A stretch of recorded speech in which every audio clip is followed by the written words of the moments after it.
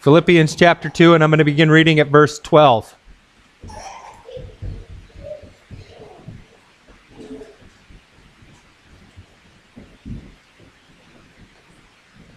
It says, "Therefore, my beloved, as you have always obeyed, not as in my presence only, but now much more in my absence, work out your own salvation with fear and trembling. For it is God who works in you both to will and to do for his good pleasure. Do all things without complaining and disputing, that you may become blameless and harmless, children of God without fault in the midst of a crooked and perverse generation, among whom you shine as lights in the world, holding fast the word of life, so that I may rejoice in the day of Christ, that I have not run in vain or labored in vain. Yes, and if I am poured out as a drink offering on the sacrifice and service of your faith, I am glad and rejoice with you all. For the same reason, you also be glad and rejoice with me." You may be seated.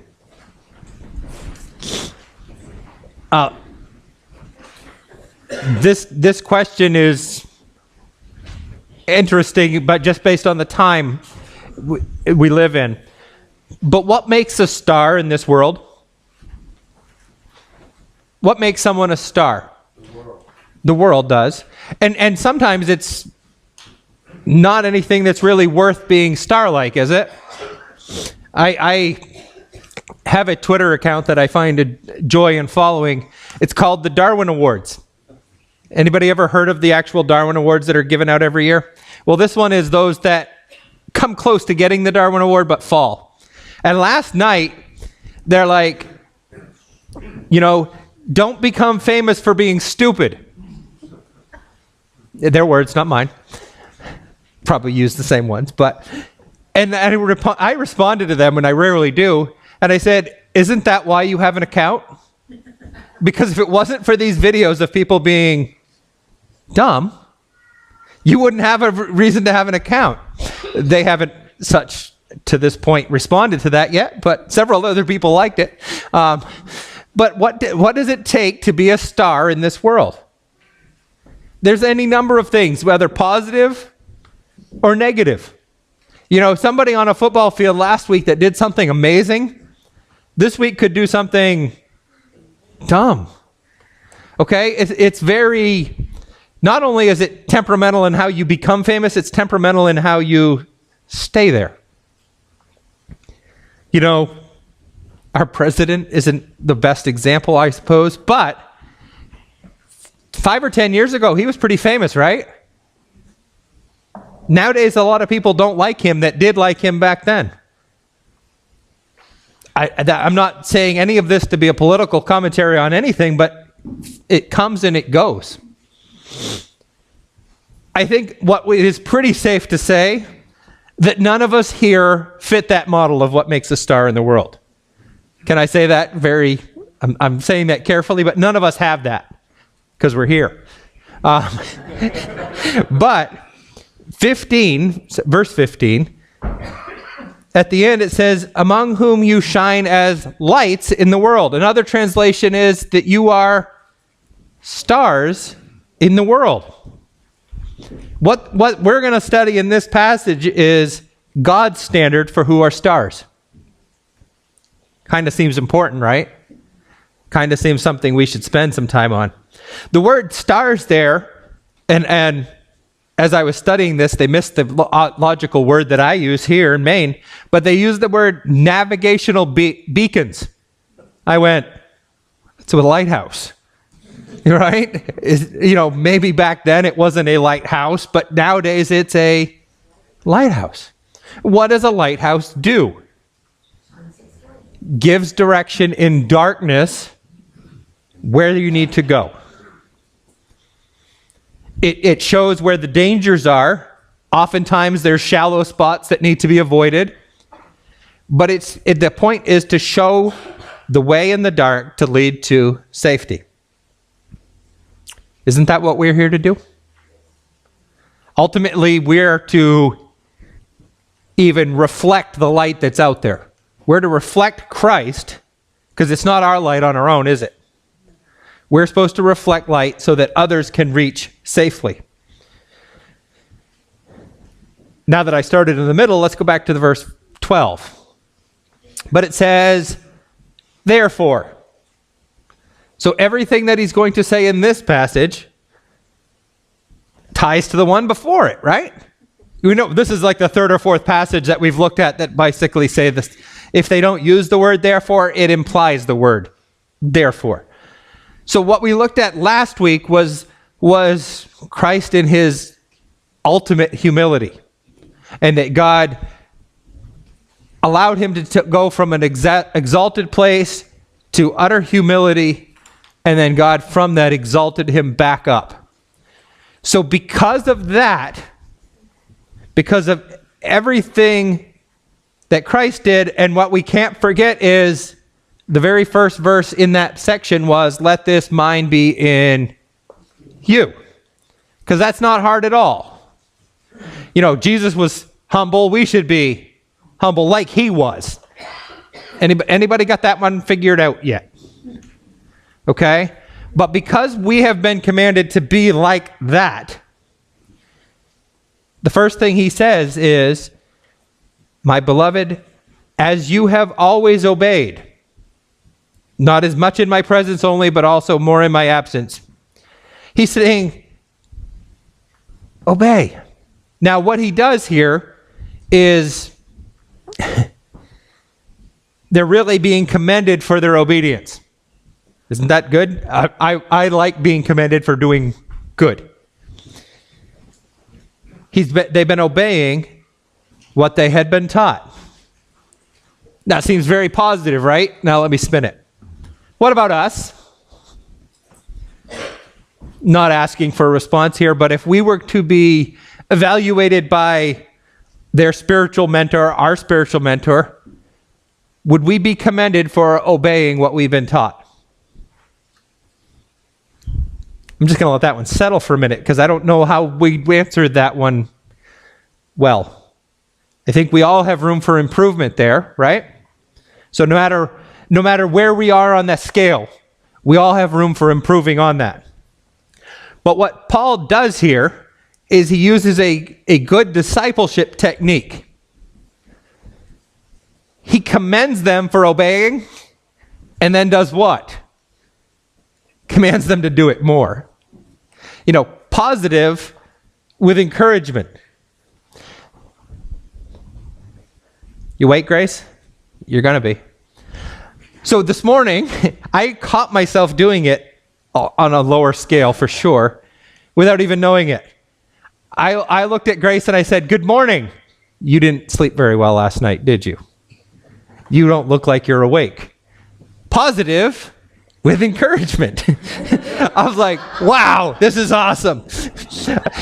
And I told her I was going to call her out on it too. I didn't give her an option. I just told her I was going to do it. But you see, that's what Paul was saying is, you're doing a good job. Now do it more. It's a progress step. Isn't that what we should be doing? One, we should be discipling other people, right? That's the command. I'll leave that on our own because that's a separate conversation, but we should be discipling. And in that, we need to say, here's what you're doing well. You may not have it figured out. You're not going to have it figured out, but here's what you're doing well. There's encouragement there. Now add to it. There's the positive there of you're doing well, but don't settle there. You have to do better. We can fall into that trap of just being encouraging, but not encouraging them to do more. We can also fall into the fact of not encouraging them at all. Well, why aren't you doing this? How do you feel when someone comes at you and says, why aren't you doing this? Guilt tripped. I hope that's not what you do when you come here. But here's what you're doing well. Now do it a little bit more. So you have to encourage, but you have to give that there's more to do. You know, really what we're looking at is progressive sanctification. Now, probably about 5 or 6 people here know what I'm talking about. But the fact that when we came to Christ, we are saved. But we can't stay there. We need to grow. We can't stay where we are. Eventually, we're going to get it all figured out, right? Now, let me give you a clue. It's not here on the earth. It's not without our glorified bodies. But we need to be different than we were when we started. That's what Paul is basically saying here. We are not what we will be, but we're not what we were either. Now here comes the command. Work out your own salvation with fear and trembling. I think 3 times this week, somebody outside of the church asked me, so what are you preaching on this week? And I went, oh, nothing big, just the passage that says work out your own salvation. They went, oh, have fun with that. What does that mean? Because I know what it sounds like. You know what it sounds like. It says work out your own salvation. Does that say what it sounds like to us?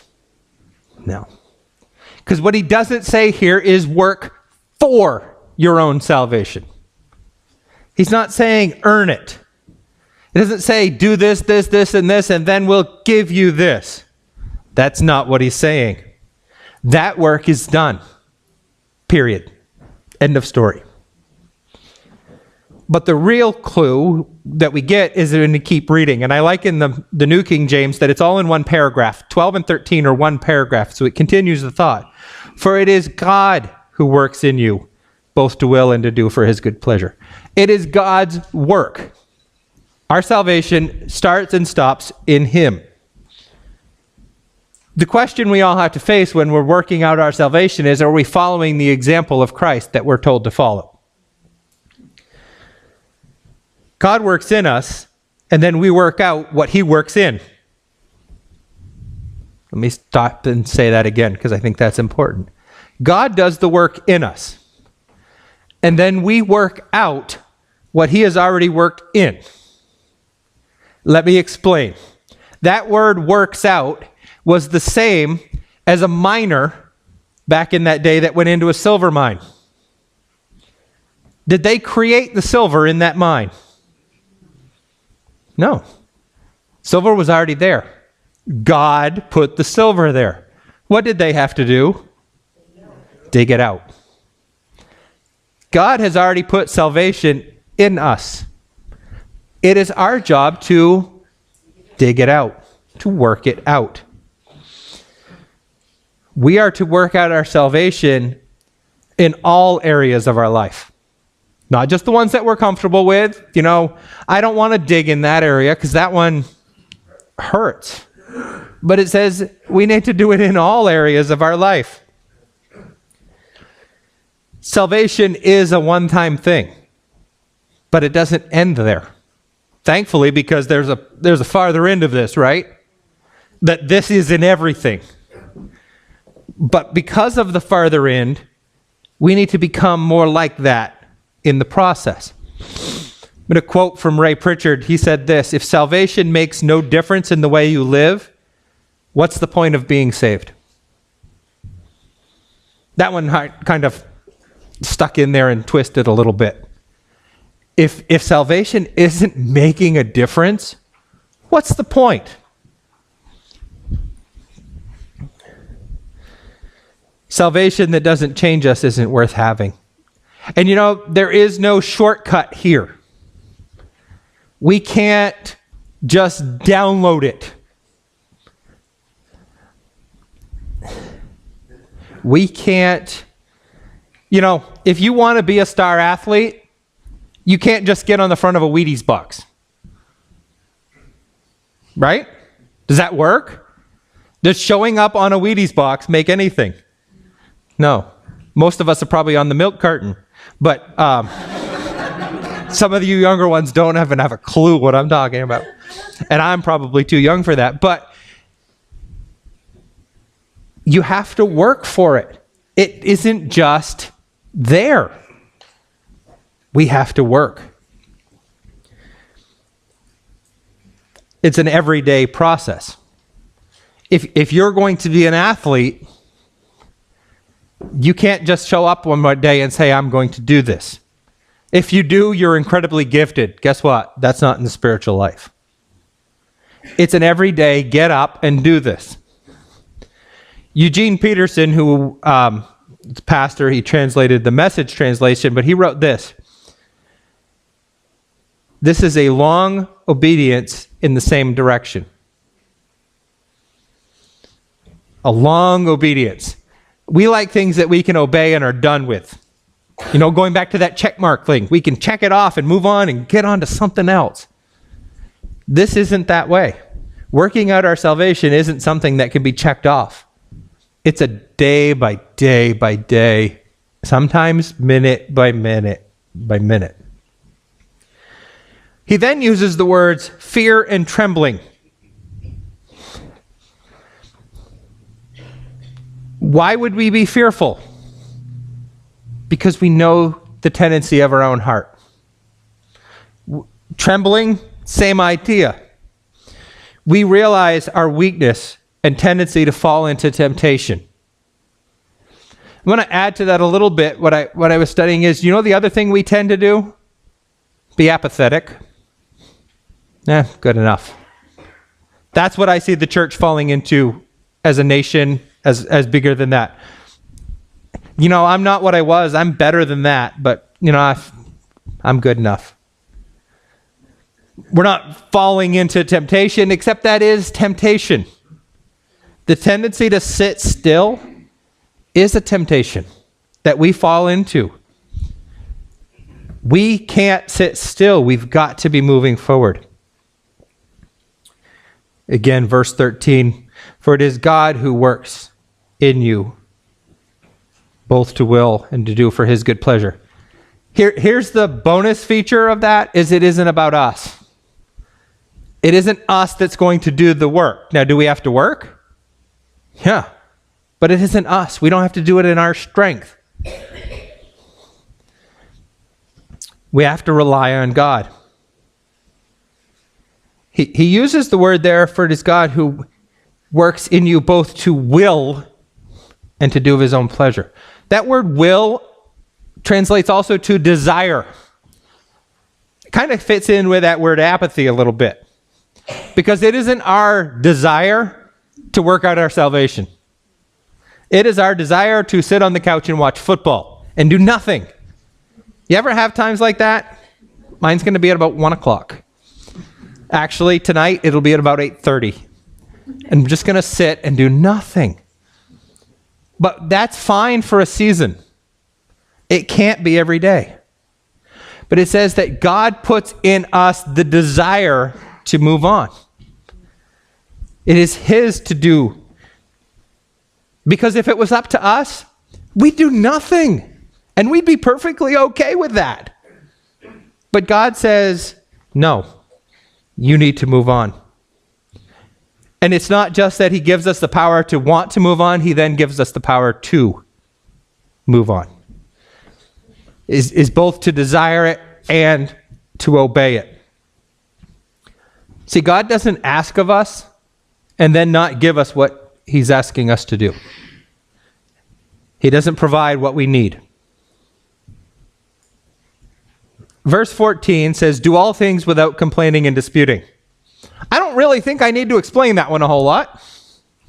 How do we do with that? It got really quiet in here. I hear some nervous laughter. Do all things without complaining and disputing. We could spend a week on that. But it's in this passage, right? It's not a standalone statement. That if we're going to be that star that God wants us to be, we need to work on our salvation. We need to become progressively better. And the first thing that he mentions is to do all things without complaining and disputing. And it gets really, really quiet in here. It got really quiet in my office too. Murmuring has the idea of muttering under our breath. You ever done that? We don't say it aloud, but we mean it. We've got it up here. Sometimes you don't even have to use your mouth. Your mouth may not move at all. But up here, you can't make me.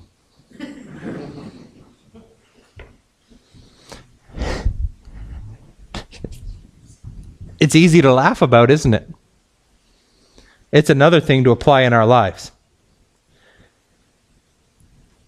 You know, when we murmur and dispute, we complain. Do you know who we're calling into question? Yeah, he's bigger than we are. You know what we call into question is his sovereignty. Because you know what we like to do is sit back and say, you know, if I was in charge, I wouldn't do it this way. And we wouldn't. And guess what? We'd be wrong. It's easy to complain. It's hard to just do in spite of it. Because what we do is we forget the number one rule. He's God. We're not. If we forget that one rule, it's easy to forget that rule because it disguises itself in all kinds of different ways. But God is in charge. We're not. You know, if our problems become our focus, we're going to get lost. Going back to that idea of a lighthouse. If I'm out in a ship at night, which I try not to be, okay, that's just, the solution to not getting in a mess, don't be out at night. Okay? But if I'm out at night and I don't know where spots are, a couple years ago I went on a retreat and my best friend and I were out boating with a little boat that I've got over there. And we're just cruising around and all of a sudden we hit a spot that we didn't see how low it was. And the motor started jumping. And unfortunately it was really small. We got through it. But there was an underground ridge or whatever you call it underneath there. When we got back to the place, the guy looked at us. He was there checking for milfoil on boats and stuff. And he went, yeah, we don't go through there. Like, thanks for the heads up. About 5 or 6 hours ago, that would have really helped. But with a lighthouse, if we focus on the stuff that's going on around us and not the lighthouse, we're going to get in trouble. Because we can become blinded by the stuff going on around us. The goal here is to keep your eyes on the lighthouse. Now, we may not be able to see everything in between. Quite frankly, we're not going to see everything in between. But that's going to give us the guidance that we need, isn't it? Is that any different than our life?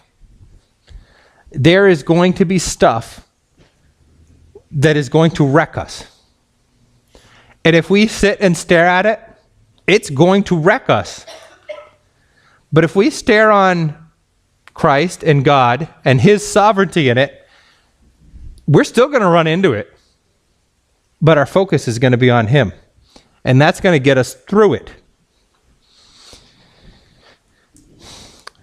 15 we already made mention of, and I think it is the center, if you will, of this text. That you may become blameless, harmless, children of God, without fault in the midst of a crooked and perverse generation, among whom you shine as lights in the world. You know, if we were to just pick out our focus initially, we would see crooked and perverse generation. Yep, we got that. There's so much more in this verse that applies to us than that one little line, though. There are 3 things, again, in just this verse, that says this is what God is looking for. First is blameless. Blameless has the idea of above reproach. Not saying that there won't be any accusation, but that any serious accusation will not stick. That's what it means to be blameless. Second word says harmless. Another translation uses the word pure. Pure means high quality, unmixed alloy. When we go jewelry shopping, we look for gold that is pure because the price is, we probably look for, you mix a little bit of extra in there, right? Because it brings it down. But he's talking about high quality and unmixed. If you had pure gold, it's going to be worth a lot more than unpure gold, right? The idea here is what you see is what you get. Unfortunately, we all live in Maine. We understand that. What you see is what you get. That's not always good. We have a tendency as Mainers to, this is who I am, but who I am isn't good enough. He's talking here about someone that backs up what they say they live, which is here, with something that actually backs up what they say. And the last word there he uses is faultless, or without fault. Says, fit to be offered to God like a lamb without spot or blemish. That one hurts. I'll be honest with you. We called that in when I was at MBBI getting hit over the head with a 2x4. I understand everything that went into Passover and the sacrifices that were made. You had to take the lamb that was first, that had no problems with it. And we understand that in relation to Christ, that he modeled that perfectly. That's what he's calling us to here, without fault. Aren't you glad we're not the ones in charge of this process now? That we need to be without fault. Why? Text says it sets us as different. Now, part of today's culture wants you to be different. Being different is celebrated. Do you know what different is celebrated? When you're different is the same as everybody else is different. Am I wrong? You can be different, just look like me. There's no irony in that at all. But, when we're different, it allows us to make a difference. The text is clear. The world is a mess. It says crooked and perverse generation. I think we can just define mess. It is. They need us to get it straight and guide the way. That idea of stars and lights, that lighthouse, we have to get it right. Crooked, I took two words. I took the definition and the word and put it into one word. Crooked. Here we go. You never know what you're going to get here. All right. Perverse means crooked. That seems redundant, right? But it means crooked intentionally so. It says the world is crooked and it's intentionally crooked. There are those that are messed up in our world because they don't know any better. There are also those that are messed up because they've chosen to be messed up. Two different things. Result looks the same, but when you dig into it, they're different. There really isn't any neutral ground here, though. You're either crooked or you're not. Bob, if you're building a building, how's the best way to tell if a board's straight? Sight it? Okay, I don't have that eye. How's the next way to... you put it next to something that is straight. A level theoretically works. Half of mine don't. All right. But you have to put it next to something that is. How are we supposed to show the world that they're crooked? By being straight. There we go. It's a little bit of give and take here. But we have to be straight. When we put what is straight next to what is crooked is obviously crooked. We can want or even pray for change. Have we ever done that? Do you know where the change has to happen then? With us. It's easy to pray for something. It's completely different to be willing to work out our salvation and be that change. The world can pay no attention to our arguments, but it can't possibly ignore godly living. I'm going to take a rabbit trail, and I know I don't really have time for it, but I'm going to do it anyway. Because, you know what? Pub doesn't start till after I'm done. I've been challenged this week I don't know. There's an organization, and Edie and I emailed back and forth about this, and it's been galvanized in my head. Tuesday afternoon, I started teaching in the high school down in Rockland, which is great. We had 5 kids, 3 of which are unsaved, and one's only been saved for 6 months. And we started talking about the idea, before we start an actual Bible study, that we maybe need to understand why we believe the Bible. Seems to be relevant, right? Because if I were to get up and explain that here, a lot of us would go, I understand that. Taking a Bible into a school means nothing, because they don't understand the Bible is any different than their history book that may or may not be right. So we started going about that. And I kind of had to step back, because it's really easy just to sit there and say, well, this is true, we should believe it. Guess what? I don't mean nothing. The organization that Edie and I were emailing about actually sent us as a church a book. I get to read it first, because I check the mail. But it's on being an apologist in a new generation. It's called A New Kind of Apologist by Sean McDowell. You know his dad, Josh. Sean is the younger one. But saying, I can have all the right answers, but having the right answers isn't enough. Being able to use wisdom to apply the answers is. You know, I can step back there with my 2x4 and go, here's the answer. Listen. Guess what? It's just going to get that person mad at me.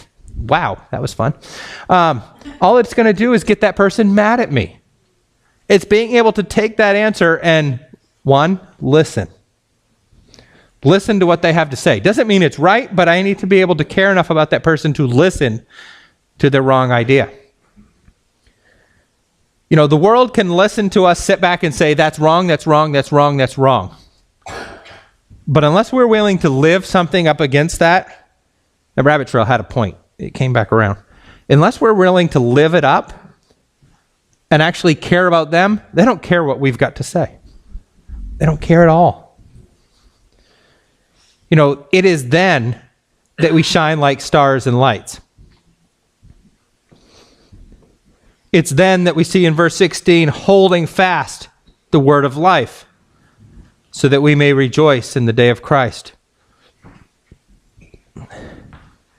You know, it's when we live differently that we're going to have opportunity to show light. It's also when we live differently that we're going to be able to share the word. If we live like everybody else, no one cares what this has to say. If we live like this has to say, they're going to care what this has to say. And if we ignore it, it's going to be different. You know, in the second half of verse 16, so that I may rejoice in the day of Christ and not have run in vain or labored in vain. Really, what Paul's talking about is living for others, not living for himself. We can't be focused on ourselves and what's best for us. Paul was looking forward to bragging on the Philippians when he stood before and gave an account of his ministry. Now, I don't think this started and stopped with the Philippians. I think this was a multitude of churches. But Paul knows that one day he's going to have to give an account. And that his ministry is based on the people that came out of it. He was looking forward to bragging on them. The evidence of Paul's faithfulness is not only in his obedience, but those that followed in his obedience. Now, that isn't the be-all and end-all. We've mentioned before, Hudson Taylor spent how many years, an unknown amount of years are in my head right this minute, in China.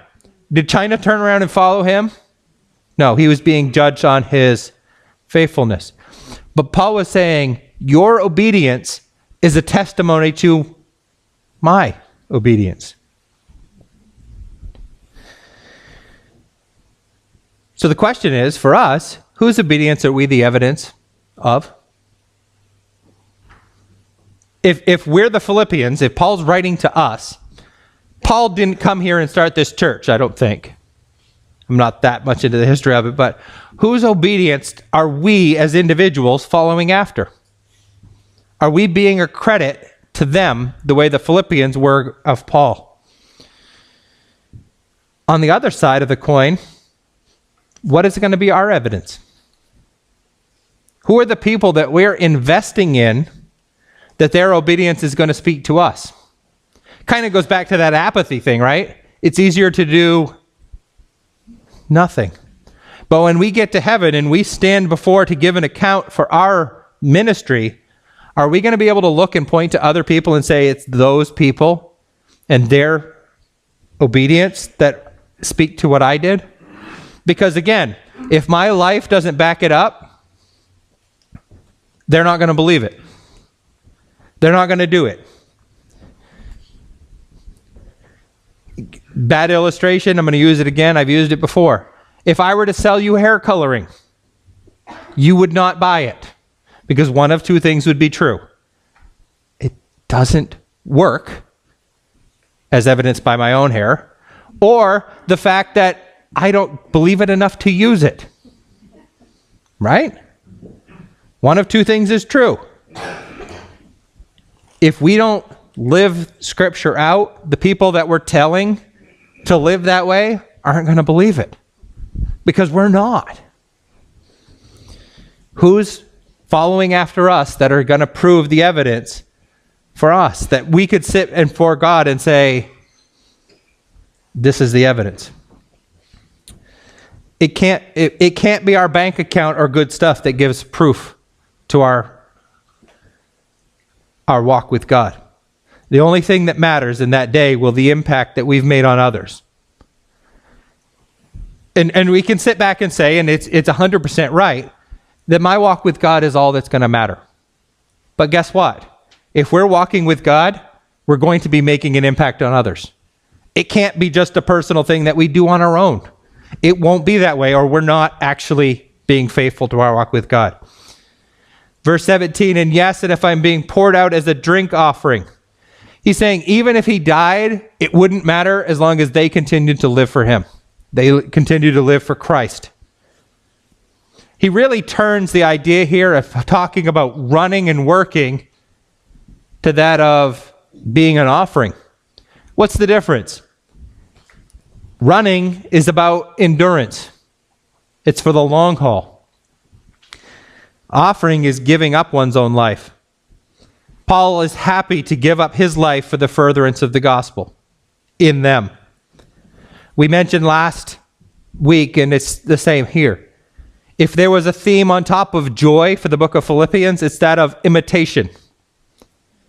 Paul is saying, if the Philippians continue to imitate me, they're going to be a good representation of Christ.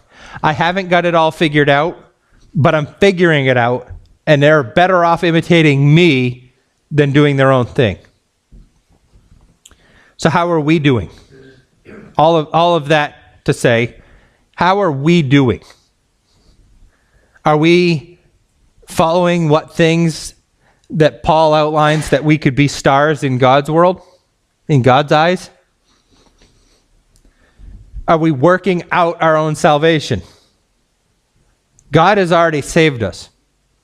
Are we doing the things necessary to be more like him?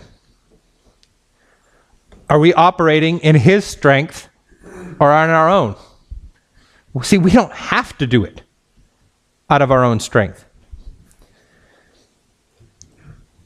And then going back to verse 14, does our complaining and murmuring damage our reputation and witness? Because it's one thing to question God's sovereignty in our own lives. That's bad enough. But when we question God, guess who also sees that? Because you know what I think I found about complaining? It doesn't tend to stay personal very long. It tends to multiply. And it's not enough just to... I like to make jokes. You know the worst thing to do with a joke? Keep it to yourself. Right? It's John is sitting over here. John, 1 year ago, when The Creamers came down. John spoke at our send-off at our church in Sabatis. I remember the very first time that John spoke. I also remember not being able to keep my mouth shut. Some things don't change. Some things don't change. But I had something funny to say. A good amount of the church ended up hearing it. It was funny. It still is. I commented on Facebook about it recently. But you know what? Complaining works the same way. It doesn't sit in here. It comes out because it's not good enough to just complain to yourself. Nothing changes. You have to complain to somebody else. That ruins our reputation because that calls into question, do we trust God enough? So how are we doing? There's a lot in this message. We could spend weeks here. Each one of these points could be it. But my prayer is that for each one of us, if we each take one thing from this, we can go home and work on that one thing. Because it isn't enough just to say that God's going to do it in us. It is, we have to dig it. We have to mine it out, what God has for us. What is he calling us to mine? Dear Heavenly Father, again, it's easy to look at this message and be overwhelmed at what work needs to be done. But Lord, it isn't us. It's you. It's your strength, and you're going to give us the desire to do it. Lord, I pray that with each one of us, you would give us that desire this morning. That when we leave here, we would not forget, but we would do the things you've called us to do. We ask this in your name. Amen.